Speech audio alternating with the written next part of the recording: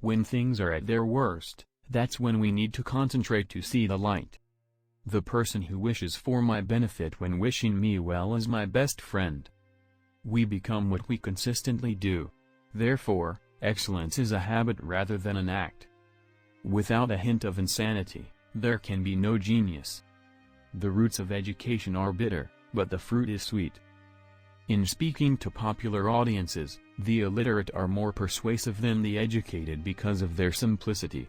They are able to, in the words of the poets, charm the crowd's ears more beautifully. Men with education set down broad, overarching ideas. Men without education debate based on common knowledge and arrive at obvious conclusions. Happiness is the meaning and the purpose of life, the whole aim and end of human existence. Quality is not an act, it is a habit. In thoughtful activities, happiness is the soul's way of expressing itself. Making unequal things equal is the worst type of inequality. The capacity to entertain a concept without accepting it is a sign of an educated mind. Happiness is not found in amusement. It would be bizarre to spend one's entire life putting oneself through adversity just to find entertainment. Without courage, there is nothing you can accomplish in this life. Next to honor, it is the best mental attribute. Democracy arose from men's thinking that if they are equal in any respect, they are equal absolutely. Pleasure in the job puts perfection in the war. We are what we repeatedly do.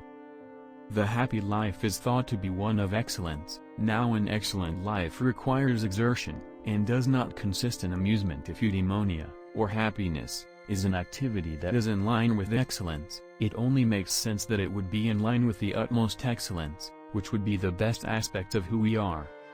Anyone who enjoys their alone time is either a god or a wild animal. Hope is a waking dream. Equal treatment of people who are similar constitutes equality.